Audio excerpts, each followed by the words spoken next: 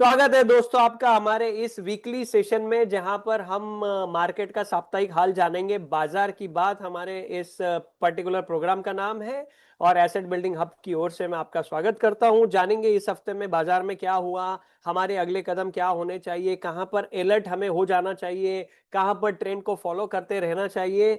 एक आइडिया हमें मार्केट को एनालिसिस करने से मिलती है। तो स्वागत करता हूं मैं आपका आज के इस सेशन में। डिस्क्लेमर देना चाहता हूं, मैं सेबी रजिस्टर्ड बंदा नहीं हूं।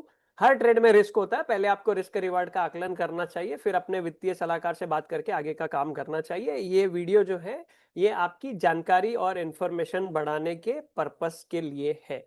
सो वीकली मार्केट एनालिसिस है ये, जिसका नाम है हमारा बाजार की बात। एक प्रोफेशनल ट्रेडर जो होता है 7 चीजों से कंफर्मेशन लेता है ताकि उसके सही होने के चांसेस बढ़ जाए, गलत होने के चांसेस कम हो जाए। और टेक्निकल एनालिसिस का बेस जो होता है वो होता है प्राइस, एक्शन और वॉल्यूम। और प्राइस की वजह से पैटर्न्स बनते हैं जो बहुत उपयोगी होते हैं।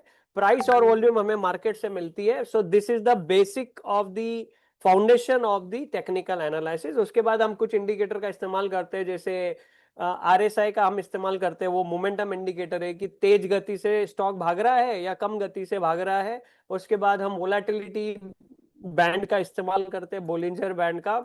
फिर टाइम साइकिल्स को देखा जाता है और उसके बाद सेंटीमेंट देखा जाता है कि मार्केट में सेंटीमेंट, क्योंकि सेंटीमेंट जब बिगड़ जाता है तो फिर कोई भी इंडिकेटर काम नहीं करता है। एक अच्छा सच्चा प्रोफेशनल टेक्निकल एनालिस्ट सातों चीजों से कंफर्मेशन लेता है। तो चलिए इंडियन मार्केट को एनालिसिस करते हैं।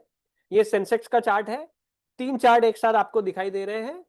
पहला है डेली, दूसरा है वीकली, तीसरा है मंथली। मंथली चार्ट से स्टार्ट करते हुए नीचे की ओर हम आएंगे। ऐसा हम क्यों करते हैं? ऐसा हम इसलिए करते हैं क्योंकि मंथली चार्ट जो है और वीकली चार्ट जो है वो लॉन्गर पीरियड ऑफ टाइम के चार्ट होते हैं, तो हमें समझ में आता है कि कौन सा ट्रेंड एस्टैब्लिश है, ताकि हम उस तरीके के ट्रेड को एग्जीक्यूट कर सके। मंथली चार्ट आप देखेंगे, नीचे आरएसआई 60 के ऊपर दिखाई दे रहा है, ग्रे भाग के ऊपर है। दैट मींस अबो 60 मतलब हमारे लिए बुलिश होता है।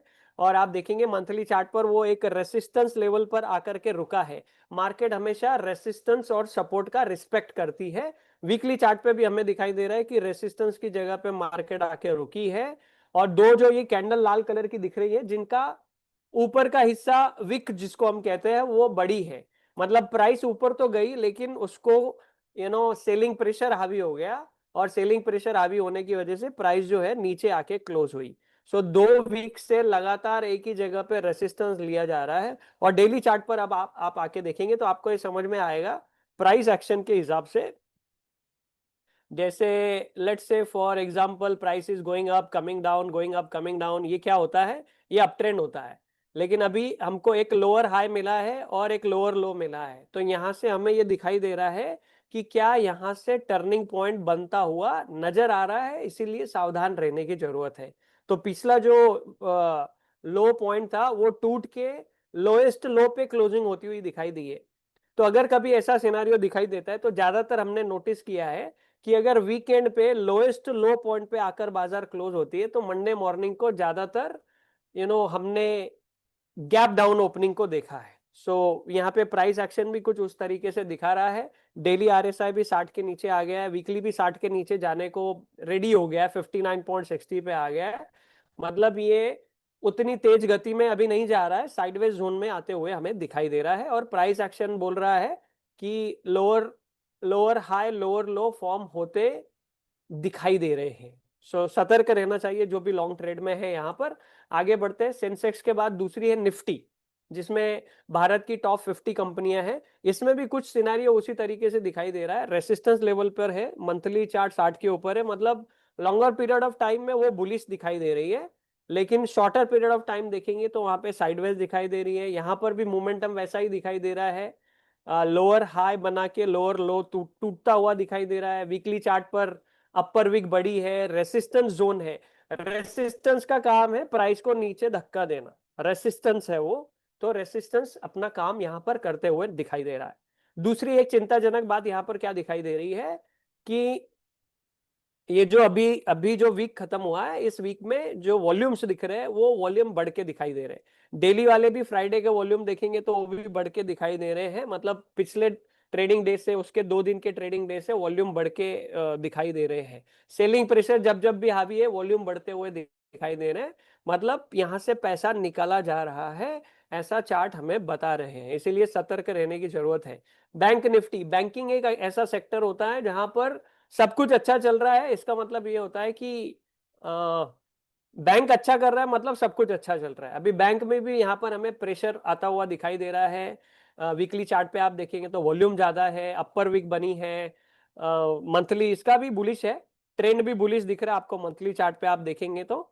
So over the period of time, longer period of time trend bullish है, लेकिन छोटे टाइम फ्रेम में हम देख रहे हैं तो थोड़ा प्रॉफिट बुकिंग का अंदाजा यहाँ पे नजर आ रहा है।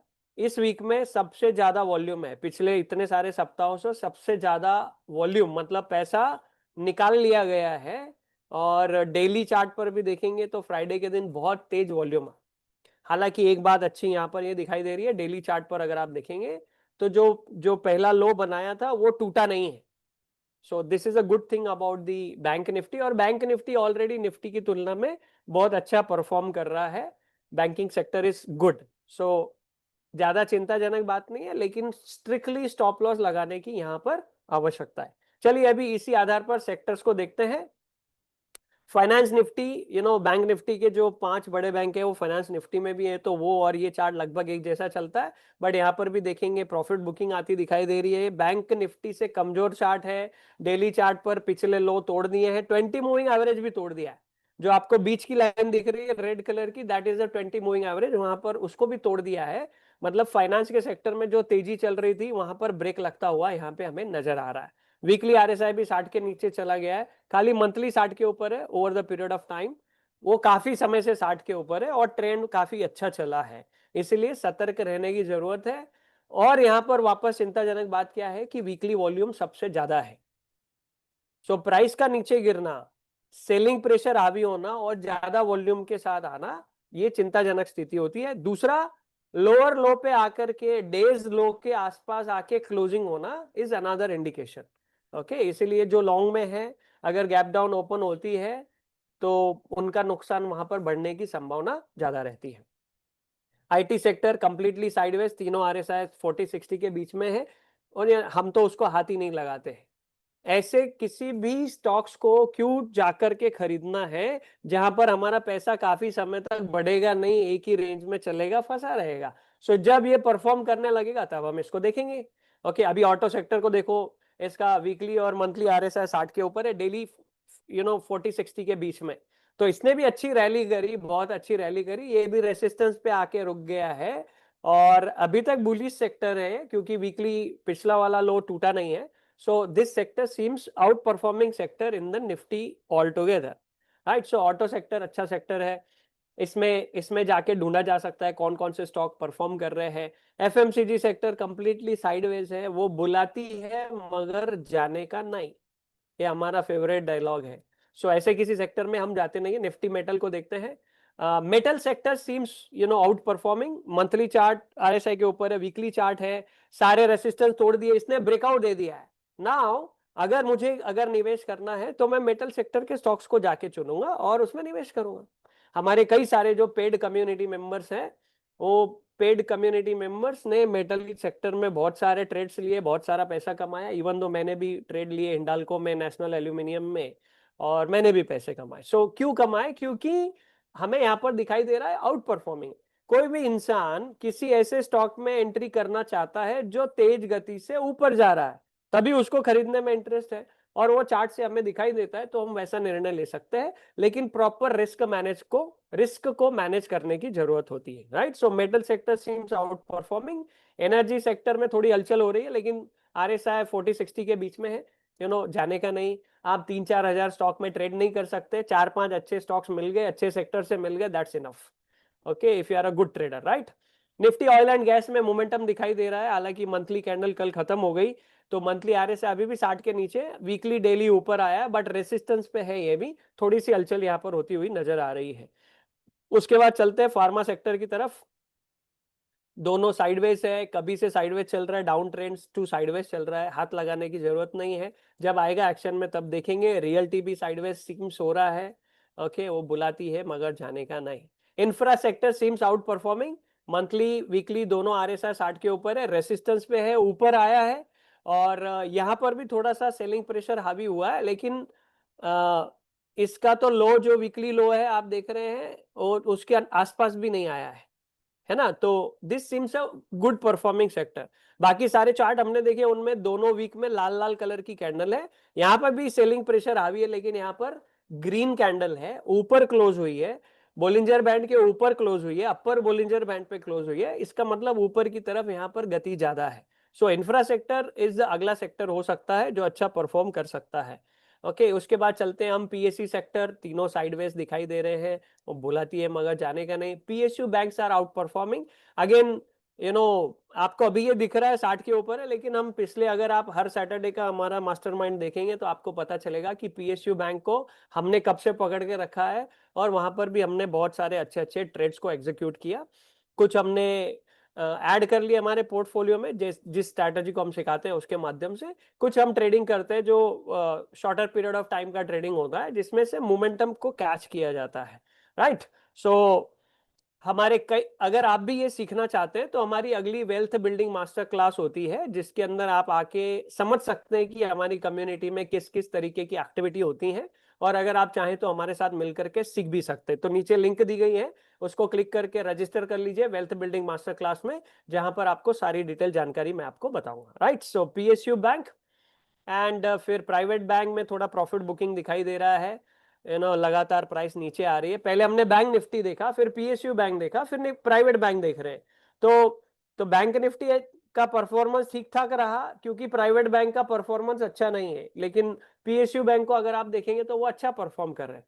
तो बैंकिंग सेक्टर अच्छा कर रहा है, लेकिन उसमें भी कौन अच्छा कर रहा है? PSU bank. तो फिल्टर कर लिया हमने, फिर PSU बैंक में भी जाकर देखेंगे कि कौन कौन सी ऐसी बैंक्स हैं जो अच्छा परफॉर्म कर रही है, उसमें कौन सी आउट परफॉर्मिंग सेक्टर, उस सेक्टर में कौन सा आउट परफॉर्मिंग स्टॉक है, उसको हम जाकर के पकड़ लेते हैं, राइट। सो प्राइवेट बैंक है, then defence seems sideways, no छेड़ने का नहीं उसको। निफ्टी मीडिया तो काफी समय से छेड़ नहीं रहे हैं हम, और पिछले मेरे को लगता है 2 साल से चार्ट ऐसे ही दिखा रहा हूँ। ये जो लाइनें खींची हुई है मंथली चार्ट पर, 2 साल पहले से खींच के रखी है हमने, तो आप देखेंगे कि 23 से हमने लाइन खींच के रखी है, तो अभी तक साइडवेज है। मतलब अगर 2023 में कोई मीडिया के अंदर आता और उसने अपना पैसा लगाया होता तो उसका पैसा कुछ बढ़ता नहीं, है ना। If you are not able to grow your money, that means you are failing, है ना। So media sector, then consumer durable totally sideways, हाथ लगाने की आवश्यकता है, right. So this is what compact market analysis for you. Hope आपको ये video पसंद आया होगा। अगर वीडियो पसंद आया तो किसी एक ऐसे व्यक्ति से जरूर शेयर कर दीजिए जिसको आपको लगता है कि उसको ये देखने की जरूरत है। ओके, ज्यादा मेरी आपसे रिक्वेस्ट नहीं है। आपको अच्छा लगे तो सब्सक्राइब कीजिए, बट आपने ये वीडियो यहां तक देखा है तो किसी एक जरूरतमंद से जरूर साझा करें, ताकि वो नुकसान ना करे और वो भी प्रॉफिट में आ सके। Thank you for watching the video my dear friend.